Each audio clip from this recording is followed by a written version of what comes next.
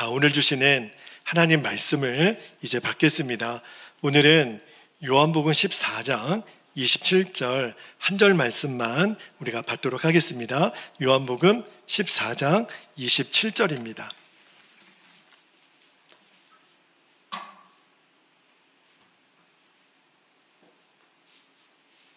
자, 한 절밖에 안 되니까요. 우리가 말씀을 같이 합독하여 읽도록 하겠습니다. 시작. 평안을 너희에게 끼치노니 곧 나의 평안을 너희에게 주노라. 내가 너희에게 주는 것은 세상이 주는 것과 같지 아니하니라. 너희는 마음에 근심하지도 말고 두려워하지도 말라. 아멘. 하나님 말씀입니다. 생명이 있는 자는 성장한다. 이 주제를 가지고 이제 3달째 이제 말씀을 나누고 있어요. 오늘 8번째 말씀인데요. 오늘 설교 제목이 진리가 결론이 된 사람입니다. 제목은 그렇지만 오늘 실질적인 설교의 주제는 믿음입니다. 하나님이 오늘 저와 여러분의 믿음을 세우시는 밤이 될 거예요. 왜냐하면 우리가 그리스도인의 장성한 분량으로 성장하기까지 이 믿음이 얼마나 놀라운 영향을 끼치는지 오늘 주님이 그 눈을 열어주시기를 축복합니다. 여러분, 믿음에 대한 정의를 제가 다시 한번 내려드릴게요. 믿음이 뭘까요? 믿음은 오늘 새벽에도 제가 그 말씀을 나누었지만 예수님이 내 안에 실제하시는 것을 내가 인정하는 것, 그게 믿음입니다. 그게 믿음의 본질이에요. 우리가 어떤 바라고 이루어지는 그런 소원들도 다 믿음이 되겠지만 진짜 믿음의 본질은 살아계신 예수님이 지금 내 안에 실제하시다. 그것을 내가 인정하는 것. 여러분, 예수님이 제자들을 위해 기도할 때 요한복음 17장에 오늘 그 마지막 예수님이 제일 바라는 것 4가지 중에 마지막이 뭐라 그랬어요? 예수님과 동행하는 것. 그런데 예수님과 동행함에 있어서 그 일을 가능하게 해주는 것은 예수님이 내 안에 계신 것을 믿는 거예요. 그래서 오늘 요한복음 17장 26절에 예수님 이렇게 말씀하시죠. 제가 한번 읽어드릴게요. 내가 아버지의 이름을 그들에게 알게 하였고 또 알게 하리니 이는 나를 사랑하신 사랑이 그들 안에 있고 나도 그들 안에 있게 하려 함이니이다. 성령님으로 예수님은 지금도 저와 여러분 가운데 함께 계세요. 여러분, 그러나 예수님이 내 안에 계시다라는 것은 내가 손으로 만져서 귀로 들어서 또는 눈으로 봐서 아는 게 아니에요. 성령님이 예수님이 성령으로 내 안에 내주하신다라고 하는 진리는 철저하게 믿음으로만 체험할 수 있는 영역입니다. 자, 오늘 우리가 함께 읽었던 요한복음 14장 27절 제가 다시 한번 읽어드릴게요. 평안을 너희에게 끼치노니 곧 나의 평안을 너희에게 주노라. 내가 너희에게 주는 것은 세상이 주는 것과 같지 아니하니라. 너희는 마음에 근심하지도 말고 두려워하지도 말라. 그랬는데 여기에 믿음의 핵심이 있어요. 여러분, 믿음은요, 예수님이 나와 내 안에 실제하시는 것을 믿는 거라 그랬잖아요. 그러니까 예수님이 나와 함께 계시는 것 때문에 더 이상 두려워하지도 않고 근심하지도 않는 것, 그게 바로 믿음이에요. 여러분, 그런데 우리가 다 믿음이 있는 것 같잖아요. 그리고 우리가 믿음 때문에 신앙생활도 하는 거고. 그런데 예수님이 재림에서 다시 오실 때 굉장히 두려운 말씀을 하나 하신 적이 있어요. 내가 이런 믿음을 볼 수 있을까? 자, 누가복음 18장 8절 말씀을 한번 볼게요. 누가복음 18장 8절에 그러나 인자가 올 때에 세상에서 믿음을 보겠느냐 하시니라. 이 말은요, 뒤집어서 말하면 믿음을 찾아보기가 어렵다는 거예요. 예수님 다시 오실 때 이 땅에서 예수님을 믿는다고 고백하는 성도들을 보러 내려오시잖아요. 그런데 너희들이 믿는 거 아니구나. 진짜 나를 믿는 게 아니구나. 믿는 자를 찾아보기가 어렵다고 말씀하실 거라 그랬어요. 그러니까 여러분, 우리 편에서 예수님을 믿는 것과 주님이 우리가 예수님을 믿어야 되는 것 사이에 일치하지 않을 수도 있다라는 것을 알아야 돼요. 우리가 예수님 믿기 때문에 오늘도 예배 자리로 나아가지만, 그러나 주님이 저와 여러분에게 부어주시려는 믿음은요, 우리가 상상할 수 없는 어마어마한 믿음의 영역을 부어주기를 원하세요. 믿음은 정말 놀랍습니다. 여러분, 많은 성도들이 실제로 예수님을 믿는다고 말하면서도 또 제대로 못 믿는 이러한 딜레마에 빠져 있어요. 뭘 보면 알 수 있냐면, 예수님을 믿는다고 하면서도 그렇게 두려움이 많아요. 그렇게 염려가 많아요. 여러분 스스로를 보셔야 돼요. 오늘도 사람이 두렵고, 돈이 두렵고, 내 건강이 두렵고, 내 미래가 두렵고, 이거는 부인할 수가 없어요. 예수님을 믿는다고 하면서도 나는 어떻게 되는 거지? 우리 가정은 어떻게 되는 거지? 내 자녀는 어떻게 되는 거지? 그러니까 하나님의 말씀대로 한 발자국도 못 나가는 거예요. 요단강을 건널 때 한 발자국씩 들어갔거든요. 홍해는 바다가 갈라진 다음에 들어갔지만, 요단강은 한 발자국 한 발자국 들어갈 때마다 갈라졌거든요. 두려우니까 믿음의 걸음을 내딛지 못하는 거예요. 이런 딜레마에 우리 성도들이 있습니다. 그런데요, 여러분, 진짜 하나님이 믿어지면, 정말 주님이 믿어지면 그 순간부터 두려울 게 없어져요. 이제는 하나님이 기뻐하시는 대로 가는 거죠. 그래서 예수님이 그렇게 우리에게 믿음을 강조하신 거예요. 여러분, 우리가 주님께 그런 기도를 막 드리잖아요. 주님, 오늘도 저의 인생길을 인도해 주세요.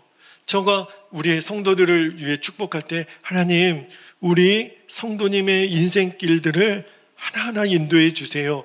그렇게 기도하는데, 주님이 그 기도도 귀하지만 꼭 그렇게밖에는 기도를 못하겠느냐? 마음을 주세요. 그러면 주님, 어떻게 기도할까요? 주님이 원하시는 기도는요, 하나님 내 인생길을 인도해 주세요가 아니라 내 인생을 인도해 주실 것을 믿습니다. 그렇게 기도를 바꾸라는 거예요. 조금만 더 한 걸음 나아가서 내 인생을 인도해 주실 것을 믿고 감사합니다. 도장을 찍는 거죠. 주님이 그 믿음을 기뻐하시는 거예요. 여러분, 우리는요, 그렇게 되었으면 좋겠습니다가 아니에요. 그거는 믿음이 아닙니다, 여러분. 그거는 성경이 말하는 믿음이 아니에요. 그런데 주님이 받으시는 믿음은, 주님이 저를 인도해 주실 것을 믿고 감사합니다. 끝. 그리고 잠자리에 들면 돼요. 여러분, 내일 시험이 있고, 내일 면접이 있고, 내일 중요한 일이 있을 때 주님이 원하시는 거는 뭐죠? 이제 얼마나 많이 공부했는가를 떠나서, 많이 준비했는가를 떠나서, 이제 오늘 밤 10시까지 내가 딱 모든 것을 마무리했으면 주님께 맡기고, 주님 감사합니다. 내일도 주님이 저를 인도해 주실 것을 믿고 저 잘 거예요. 그렇게 쿨쿨 자는 사람이 믿음이 좋은 거예요. 밤새 내일 시험 걱정 때문에 잠 못 이루고 두려워하고 1시에 깨고 2시에 깨고 3시에 깨고, 이거는 주님이 기뻐하는 마음이 믿음이 아닙니다. 여러분, 우리가 정말 주님을 신뢰한다면 주님이 우리에게 허락하시는 그 은혜도 누릴 줄 알아야 돼요. 여러분, 예수 믿는 사람들도요, 세상 사람들 못지않게 하나님이 나에게 주신 시간과 물질의 여유를 있을 때 주님이 우리에게 그를 누릴 수 있는 기회를 주세요. 그때는 마음껏 누리는 거예요. 그때는 세상 사람들보다 더 신나게 놀 줄도 알아야 돼요. 운동을 할 때는 기쁘게 운동도 할 줄 알아야 돼요. 우리가 어떤 여행을 갔을 때도 거기서 마음껏 주님이 허락한 시간과 자유를 누리는 것, 그게 하나님이 기뻐하는 믿음이에요. 이렇게 놀면 하나님이 슬퍼하시겠지? 아닙니다, 여러분. 하나님은 내 사랑하는 자녀들이 그 시간에 마음껏 자유하고 마음껏 기뻐하고 마음껏 행복하기를 주님이 원하세요. 더 원하세요. 그것을 내가 누릴 줄 아는 것, 그게 믿음이에요. 물론 이런저런 소원의 기도도 굉장히 중요하죠. 그러나 주님이 원하시는 것은 믿음이에요. 하나님이 제 안에 실제하시는 것을 믿습니다. 주님은 제 인생을 이끄실 것을 믿습니다. 하나님의 인도하심은 완벽합니다. 하나님은 모든 것을 합력하여 선을 이루시는 완전하신 하나님이십니다. 그것을 주님이 기뻐하세요. 여러분, 그러므로 믿음의 반대말은 불신이 아닙니다.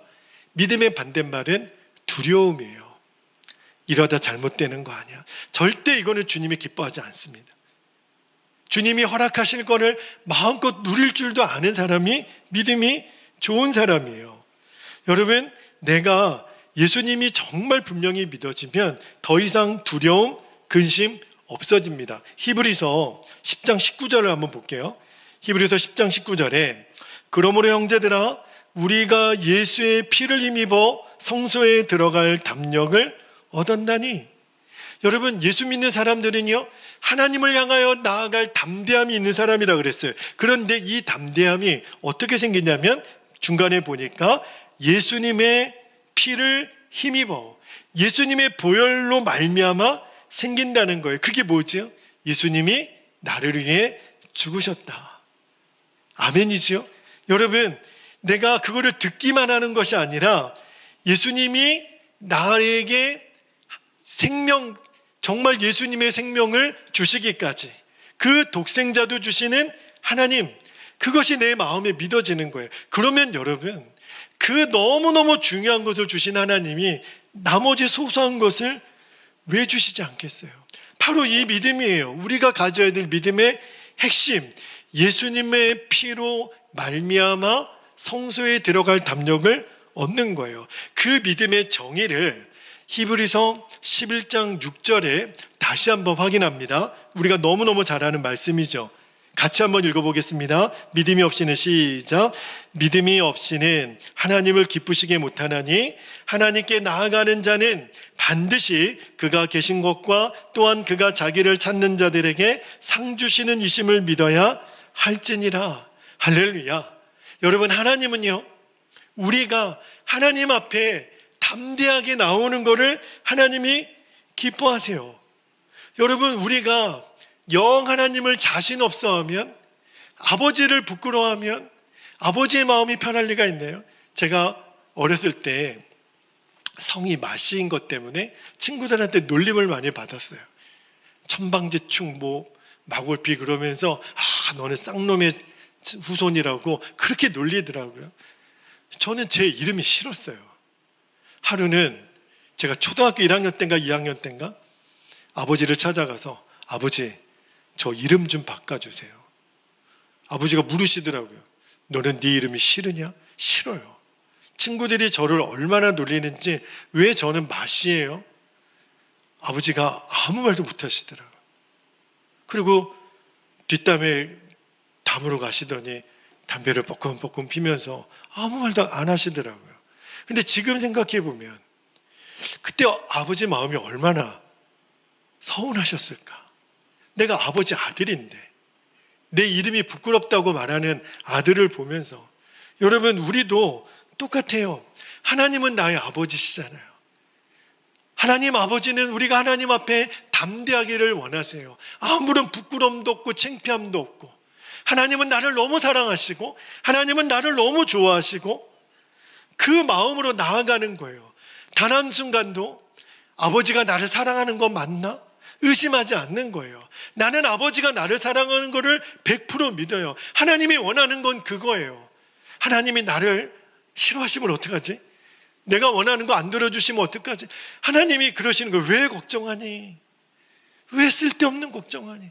나는 너를 너무 사랑해. 그 증거가 뭐예요? 예수님의 십자가잖아요. 여러분, 예수님의 십자가 말고 하나님이 우리를 사랑하신다라고 우리가 무슨 더 증거를 요구하겠어요? 이미 하나님은 다 보여주셨잖아요. 아멘이지요. 더 뭘 구하겠어요? 그런데 우리는 자꾸 어떤 믿음을 구하냐면, 내가 뭔가 잘 될 때, 내가 무엇인가 좋은 일이 있을 때만 하나님이 나를 사랑하신다고 자꾸 여기는 거예요. 그렇지 않아요, 여러분. 여러분, 우리 부모가 아이들이 성적이 좋고 나쁘다고 아이를 사랑하고 덜 사랑하고 그럽니까? 아이들이 건강할 때, 아플 때, 건강할 때 사랑하고 아플 때는 미워합니까? 오히려 아플 때 더 사랑하죠. 하나님은 내가 잘 될 때, 좋은 일이 있을 때, 승승장구할 때만 나를 사랑하시는 하나님이 아니에요. 그렇게만 하나님의 사랑을 내가 믿는다면 오해입니다. 그러면 어떤 일이 벌어지죠? 일이 잘 안 되면, 내가 사람들과 관계가 안 좋으면, 요즘 계획했던 일들이 하나도 안 되면 우리는 금방 어떤 생각이 드냐면 하나님 나를 버리셨나 봐. 하나님 나 사랑하지 않는가 봐. 안 그러면 이런 일이 왜 있어? 여러분, 아직은 내가 좋은 일이 있을 때만 하나님이 나를 사랑하신다라고 믿는 믿음은 진짜 믿음이 아직 아니에요. 여러분, 진짜 믿음은 언제 믿음이죠? 내가 진짜 힘든 일이 있을 때, 정말 어려운 일이 있을 때, 왜 이렇게 힘들지? 왜 이렇게 어렵지? 내가 오늘 왜 이렇게 화가 나지? 그런데 그 순간에도 아니야, 하나님은 이 순간에도 나를 여전히 사랑하셔. 하나님은 나를 여전히 기뻐하셔. 이렇게 반응하는 것, 그게 하나님이 원하시는 믿음이에요. 성경에 그 믿음의 샘플들을 하나님이 계속 우리에게 보여주시는데 그 대표적인 사람이 아브라함입니다. 여러분, 아브라함이 하나님께 몇 세의 부름을 받죠? 75세의 부름을 받아요. 갈대아 우르 땅에서 아브라함을 택하시고 아브라함에게 아브라함으로서는 믿어지지 않는 약속을 하기를, 후손에 대한 약속과 땅에 대한 약속을 하시잖아요. 그런데 75세에 후손을 주시겠다고 하시는 그 말씀이 언제 이루어지죠? 100세 때 이루어져요. 25년 동안 아브라함은 기다리고 또 기다렸어요. 그런데 문제가 생겼어요. 아들을 이삭을 낳기 전에 세상에 아내 사라가 이제 생리가 멈춘 거예요. 다시 말하면 이제 임신할 가능성이 0%가 된 거예요. 그래서 아들을 주신다고 약속했을 때 사라는 그거를 엿듣다가 웃었다 그랬어요. 말도 안 되는 소리 하지 마시라고. 그래서 나중에 낳은 아들의 이삭의 이름이 웃음이라는 이름으로 지었잖아요. 그러나 이삭을 낳기 전에 그렇게 안 믿어지니까 하갈을 통해서라도 아들을 낳아야 된다고 해서 낳은 아들이 누구예요? 이스마엘이잖아요. 이스마엘은 낳으면 안 되는 아들이었거든요. 그런데 놀랍게도 성경은요, 아브라함이 하나님이 아내 사라의 생리가 멈췄는데도 믿었다고 그렇게 성경은 말씀하고 있어요. 로마서 4장 17절 18절에 보면 아브라함의 믿음에 대한 말씀이 나오잖아요. 17절에 기록된 바 내가 너를 많은 민족의 조상으로 세웠다 하심과 같으니 그가 뭐한 바? 믿은 바 하나님은 죽은 자를 살리시며 없는 것을 있는 것으로 부르시는 이시니라. 18절에 아브라함이 바랄 수 없는 중에 바랬다 그랬어요. 믿었으니 이는 너의 후손이 이 같으리라 하신 말씀대로 많은 민족의 조상이 되게 하려 하심이라. 그리고 그 믿음대로 100세 되던 해에 하나님이 아들 이삭이 태어나게 하십니다. 여러분, 이제는 아셔야 돼요. 모든 일이 잘 될 때만 하나님을 믿는 것은 아직 진짜 믿음이 아닙니다. 진짜 믿음은 언제 드러나요? 오히려 일이 안 될 때, 힘든 일이 생겼을 때, 아니야, 하나님은 이 순간에도 나를 여전히 사랑하셔. 이미 십자가에서 빼도 박도 못하게 확증해 주셨어. 나는 그 진리를 믿어. 이게 하나님 원하시는 진리가 결론된 믿음인 거예요. 또 한 사람 예를 들어볼까요? 모세가 그랬어요. 모세는요, 하나님의 능력을 진짜 믿었습니다. 출애굽한 다음에 모세가 엄청 힘들어요. 왜냐하면 장정들만 60만 대군을 이끌고 이제 광야로 나아가기 전에 제일 첫 번째 맞닥뜨렸던 관문이 뭐냐면 홍해예요. 그런데 홍해를 건너려고 하니까 뒤에서 바로가 보낸 애굽의 군대가 막 쫓아옵니다. 이런 상황을 뭐라 그래요? 사면초가라 그래요. 도망갈 수도 없어요. 이제 영락없이 죽게 된 거죠. 백성들이 모세를 향하여 막 원망합니다. 왜 우리를 죽게 하려고 데리고 나왔느냐고. 상황은 똑같아요. 이스라엘 백성들도 모세도 앞에는 홍해고 뒤에는 바로의 군대예요. 근데 그때 모세의 믿음이 다릅니다. 어떻게 다르냐면 출애굽기 4장 13절, 14절 말씀을 볼게요. 출애굽기 4장 13절에 모세가 백성에게 이르되, 뭐라고 말하냐면 너희는 두려워하지 말고 가만히 서서 여호와께서 오늘 너희를 위하여 행하시는 구원을 보라. 너희가 오늘 본 애굽 사람을 영원히 다시 보지 아니하리라. 14절에 여호와께서 너희를 위하여 싸우시리니 너희는 가만히 있을지어다. 그때요, 하나님이 모세에게 모세야, 지팡이를 들어라. 그리고 홍해를 향하여 내리치라. 그대로 모세가 순종하니까 세상에 바다가 갈라져요. 홍해가 갈라져요. 믿음으로 반응하니까 하나님이 역사한 거죠. 또 한 사람 예를 들어볼까요? 여러분, 욥이 그래요. 욥은 고난의 대명사잖아요. 까닭없는 고난을 당했던 욥. 근데 욥이 고난당하기 전에 하루는 온 세상을 떠돌아다니던 사탄이 하나님에게 와서 어떤 참소를 하냐면, 욥이 저렇게 믿음이 좋은 사람 아닙니다. 하나님이 저에게 많은 것을 줬으니까 그렇죠. 그 말씀이 어디 나오냐면 욥기 1장 9절 10절 말씀 한번 볼게요. 1장 9절 10절에 보면 사탄이 여호와께 대답하여 이르되 욥이 어찌 까닭 없이 하나님을 경외하리까. 10절에 주께서 그와 그의 집과 그의 모든 소유물을 울타리로 두르심 때문이 아니니까. 주께서 그의 손으로 하는 바를 복되게 하사 그의 소유물이 땅에 넘치게 하셨음이니이다. 이 말이 무슨 말이냐면, 사탄은요 철저하게 잘 될 때, 성공할 때만 사랑의 하나님이라고 하는 논리를 우리에게 심어주는 거죠.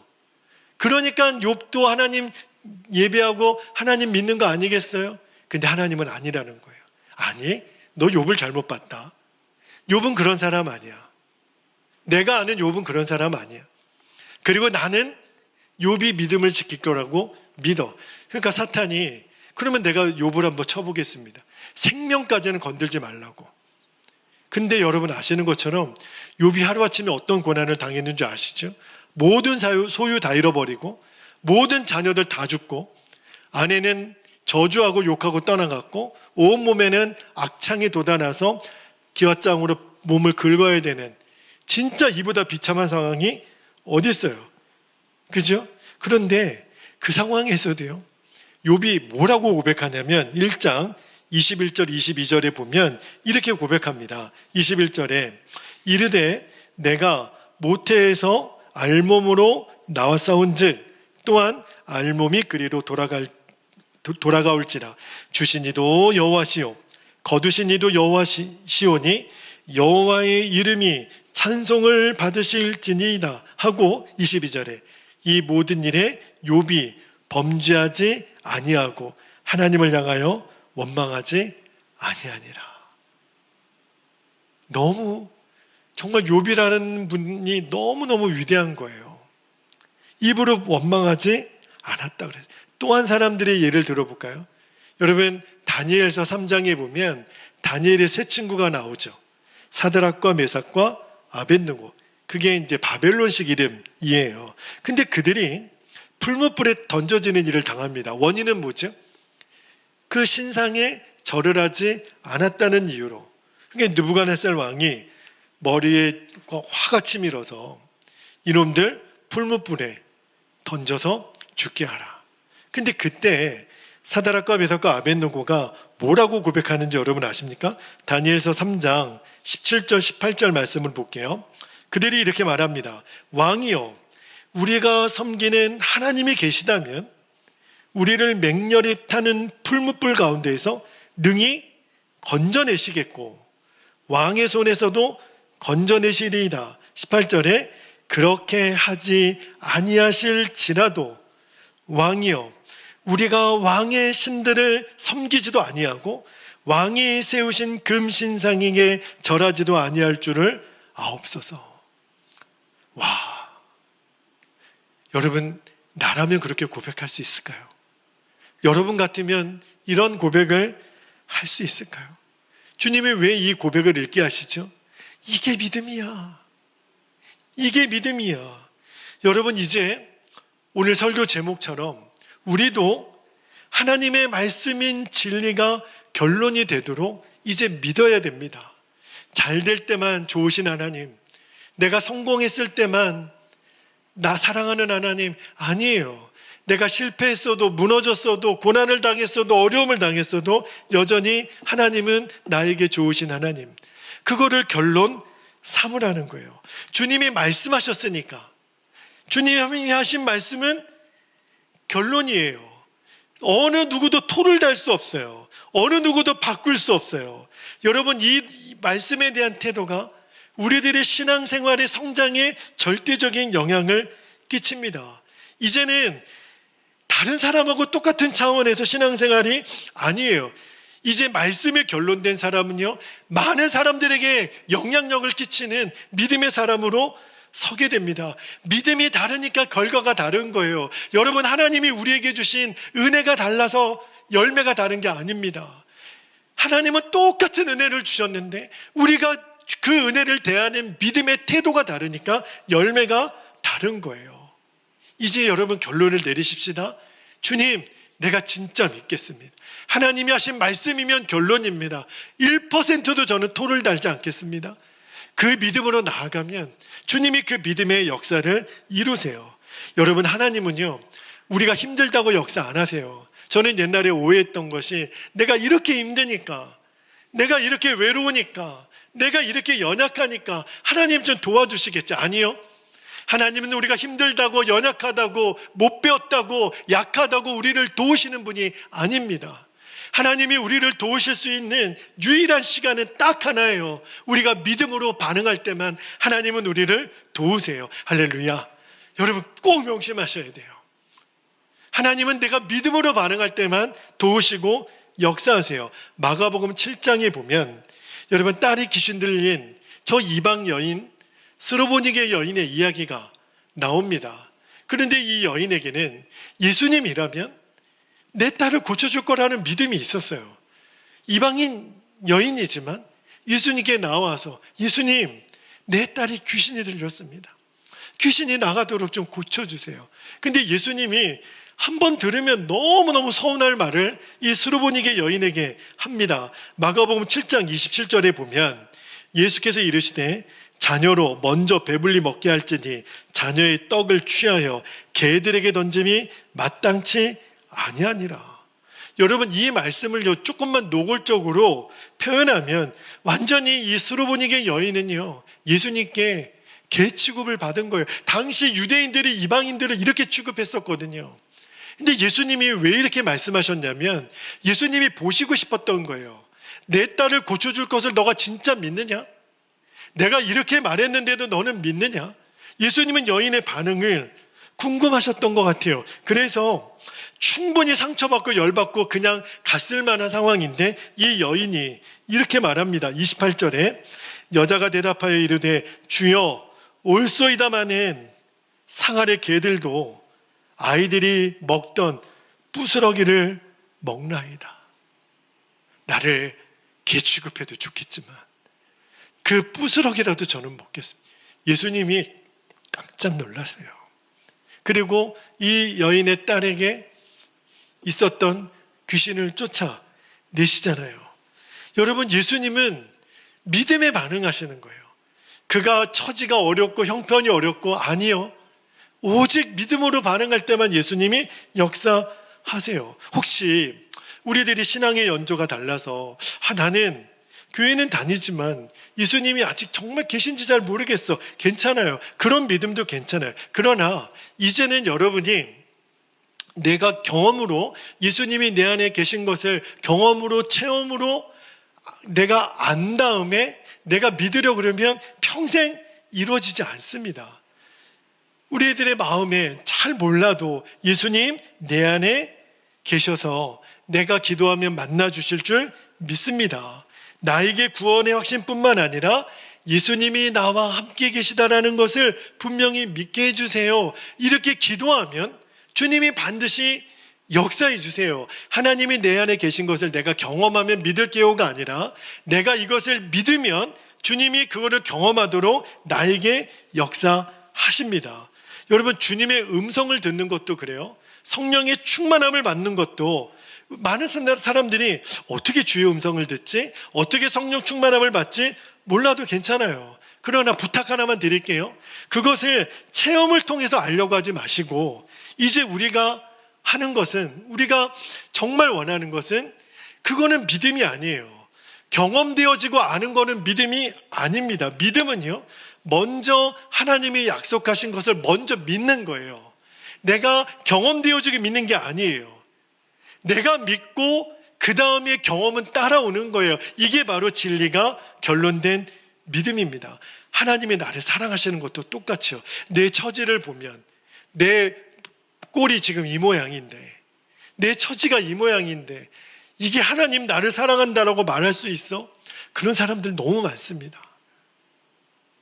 그래서 정말 부엌에 가서 숭늉 달라는 식으로 기다리지 못하고 그냥 눈앞에 보이는 현실만 보고 판단해서 내가 이 모양 이 꼴인데 하나님이 나를 사랑하신다고 그렇게 믿음을 포기하는 사람들이 너무너무 많아요. 아니에요, 여러분. 오해입니다. 여러분, 하나님이 나를 사랑하시는 것은 내 형편 여부와 상관없어요. 하나님이 나를 사랑하시는 것은 진리입니다. 할렐루야. 진리는 그냥 믿는 거예요. 그거를 결론 삼는 거예요. 하나님이 나를 사랑하신다는 진리는 절대 변하지 않습니다. 이거를 믿음으로 결론 삼으면 하나님이 나를 사랑하시는 것이 경험되어지는 일들이 비로소 나타납니다. 주님이 우리에게 그렇게 믿음을 강조하신 이유가 뭐겠어요? 믿지 못하면 하나님이 우리에게 약속으로 주신 것을 우리가 누리지 못하니까. 그렇다고 여러분, 그냥 아무거나 막 믿는 것은 아니에요. 지금도 그런 교회들이 있지요. 여러분, 사실은 미국 교회도 한국 교회도 실은 지금의 어려움을 가져다 주는 그 신학 중에 번영신학이라고, 성공주의 신학이라고, 한때 우리나라에 된다 하면 된다. 근데 그게 믿음이 아니었어요. 긍정의 힘, 긍정적인 사고방식을 가지면 된다, 야망을 가지면 된다. 모든 하나님의 복을 성공으로 환산하려고 했던 거, 그거는 오해였습니다. 그거는 진짜 복음이 아니었어요. 짝퉁 쓰레기 복음이었어요. 그게 왜 문제가 되냐면, 그러면 교회에서는 부자는 대접받고 교수는 대접받고 사업가는 대접받지만, 그러나 가난하고 병들고 노인들은 실패자예요. 왜요? 성공이라는 잣대로 보면. 제가 중고등부 전도사 때, 그때 저희 교회에서 미국으로 유학 가는 붐이 일어났어요. 근데 저희 중고등부 아이들 중에 저 강남에 구룡마을이라고 그 무허가 판자촌 집들이 더덕더덕 있는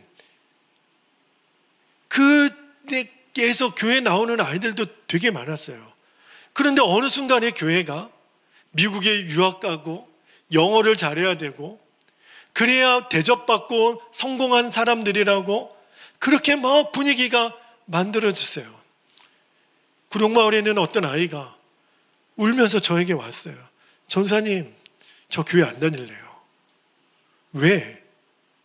저 부모님한테 저도 유학 가고 싶어서 유학 보내달라고 얘기했다가 개패듯이 두들겨 맞고 저 지금 나왔어요. 저 집 나갈 거예요. 저 교회도 안 나올 거예요. 전도사님, 유학 못 가면 병신이죠. 유학 못 가면 실패자죠. 누가 그래, 누가? 누가 그래요, 누가? 어디 하나님 말씀에 유학 못 가면 바보고 인정 못 받고 그런 복음이 어디 있어요? 잘못된 복음이었어요. 여러분, 하나님이 우리를 사랑하시는 그 진리는요, 우리가 유학을 가든 못 가든 똑똑하든 못 배웠든 가진 것이 있든 없든 상관없습니다. 여러분, 우리가 어떤 모습이든지 하나님은 우리를 사랑하세요. 그게 진리거든요. 여러분, 제가 전에 섬기던 교회에 믿음 생활을 같이 하다가 제 기억으로는 그 자매님이 24살 때였던 것 같아요. 근데 음주운전 차 때문에 오중 추돌 사고가 일어나는, 그래서 결국은 그 자매가 탄 차, 오빠랑 같이 탔는데 그 차가 폭발하는 바람에 전신 화상을 입은 이지선 자매라고, 제가 우리 청년부 때도 같이 있었던, 제가 이제 전도사 시절 때니까 참 너무 귀한 집에 이대를 다녔던 친구예요. 얼굴도 너무너무 예뻐서 교회 안에 1등 신부감으로 이렇게 일컬어지는 그런 자매인데 전신 화상을 입고 큰 사고를 당했습니다. 그런데 그 자매가 지선아 사랑해라는 책을 쓰셨거든요. 그 책에 나오는 내용이에요.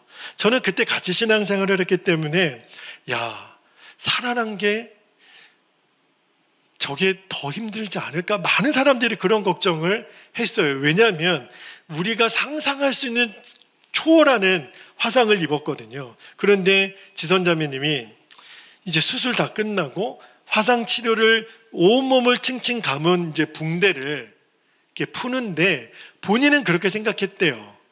내가 이 붕대를 풀고 거울에 비친 내 얼굴을 보면 옛날 24살 때 그 아름다웠던 얼굴을 그대로 볼 줄 알았대요.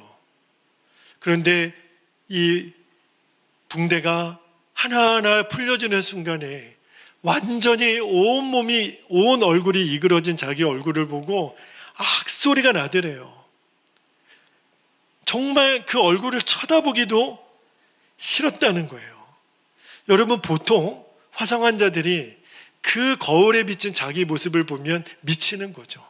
그때부터 우울증이 오고 정신찰랑증이 오고. 근데 너무너무 기가 막히지만 그때 하나님의 음성이 지선자매 마음 안에 들리더라는 거예요. 뭐라고 얘기하시냐면, 지금의 너의 얼굴도 너의 얼굴인데, 그리고 내가 너를 사랑하는데 따라 너도 내 자신을 사랑해. 그렇게 말씀을 하시더라는 거예요. 지선자매가 정말 얼마나 힘이 들었겠어요. 그 꽃다운 대학생이 그 아름다웠던 얼굴을 다 잃어버리고, 그런데 주님이 너 자신을 사랑해. 내가 너를 사랑하는 것처럼 내가 너를 위해서 예수님을 죽게 했고, 그리고 구원해 줬고 죽을 생명도 건져주셨잖아요.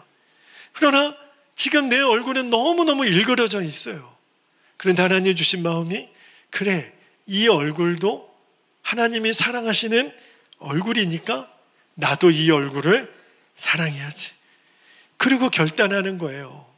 거울 속에 있는 자기 자신에게 얘기해 주는 거예요. 지선아, 사랑해. 여러분, 저는 그 책 제목이요, 주변에 있는 사람들이 지선자매에게 해준 이야기. 아유, 얼마나 힘들어. 힘내. 지선아, 우리가 사랑해. 아유, 어쩌다가 이렇게 어려운 일을 당했어. 이런 뉘앙스로 용기를 주는 책 제목인 줄 알았어요. 근데 그 책 제목에 이름이 붙은 것은 자기가 자신에게 얘기해 준 거예요. 얼굴은 흉측하게 됐고 손가락이 다 잘렸어요. 이제 고름이 번져가니까 모든 손가락이 다 잘리고 얼굴은 문드러지고 피부는 당기고 고름은 계속 나오고. 그런데 그 거울 속에 비친 자기 자신에게 인사를 하는 거예요. 지선아, 안녕. 나는 너를 사랑해. 그렇게 그 자매님이 고백을 한 거예요. 여러분, 우리도 그렇죠. 때로는 내가 내 자신을 볼 때 하나님이 나를 사랑하실 만한 구석은 하나도 없을 때 느껴질 때 있잖아요. 또 죄에 무너지고, 또 혈기에 무너지고, 또 거짓말에 무너지고, 또 자존감에 무너지고, 열등감에 무너지고. 그죠? 여러분, 아무리 나를 봐도 사랑할 만한 구석이 1도 없을 때, 그때 여러분 이제 믿음의 싸움을 싸우셔야 돼요. 아까도 그랬잖아요. 마귀가 욥을 참소할 때, 하나님, 욥에게 하나님이 저렇게 좋은 조건을 주셨으니까 저가 하나님 믿는 거 아닙니까? 하나님은 아니라는 거예요. 내가 믿는 욥은 그런 사람 아니야. 하나님이 저와 여러분을 향해서도 그렇게 믿어주는 사람 되기를 축복합니다. 내가 아는 저 사람은 그런 사람 아니야. 지금 비록 죄에 무너졌어도, 또 넘어졌어도, 또 지금 엎어졌어도 나는 너를 사랑한다라는 것을 또 믿는 사람. 여러분, 이제 하나님이 정말 원하시는 마음을 붙드셔야 돼요. 하나님이 정말 원하시는 것은 믿음이, 하나님의 진리가 결론이 되는 믿음이에요. 잠깐 우리가 무너질 때 있죠. 괜찮아요, 여러분. 역시 또 진리가 결론이죠. 마귀는 우리를 참소합니다. 야, 너는 언제까지 똑같은 죄에 또 넘어질 거니? 그게 너야. 너는 구제불능이야. 너는 안 돼. 마귀는 끊임없이 저와 여러분에게 이렇게 속삭일 거예요. 그때마다 여러분 붙드셔야 되는 게, 아니, 틀렸어. 나는 지금 너가 보는 나는 내 육신의 자아일 뿐이야. 그 나는 예수님이 십자가 지실 때 이미 나는 죽었어. 나는 너가 말하는 대로 또 무너지지 않아. 그리고 다시 일어나는 거예요. 우리가 취하는 거는 진리입니다. 하나님은 어떤 상황에서도 우리를 버리지 않으세요. 내가 너희를 고아와 같이 버리지 않으시겠다고 말씀하셨잖아요. 그런데 우리는 스스로 고아처럼 사는 거예요. 아닙니다, 여러분. 이제는 끊어내야 돼요. 일어나야 돼요. 여러분, 그거는 절대 위선이 아니에요. 여러분 보고 죄 졌는데 죄 없는 것처럼 뻔뻔하게 얼굴 들고 다니라, 그런 의미가 아니에요. 위선은요, 아닌데 그런 척하는 게 위선이죠. 근데 믿음은 사실을 사실대로 믿는 게 믿음이거든요. 우리는 위선자가 아니에요, 여러분. 하나님 말씀하셨잖아요. 우리의 형편과 상관없이 나는 너를 사랑해. 너희들이 죄인 되었을 때 예수님을 십자가에 못 박아 죽게 하심으로 너희를 향한 나의 사랑을 확증하셨느니라. 여러분, 고민이 있을 거예요. 목사님, 그런데 나는 왜 내 인생에서 경험되는 거를 왜 또 실패죠? 또 낙심이죠? 또 절망이죠? 또 좌절이죠? 여러분, 지금 만약에 여러분 안에 그런 고민이 있다면 이제는 믿으셔야 돼요. 이제는 여러분이 하는 경험과 믿음이 일치가 되는 날을 주님이 반드시 주실 거예요. 지금은 내 육이 반응하는 것 때문에 자꾸 무너지고 넘어지고 또 죄짓고 이런 것들 때문에 혼란스러울지 모르겠지만 그 순간에도 우리가 할 일은 진리를 결론 삼는 거예요.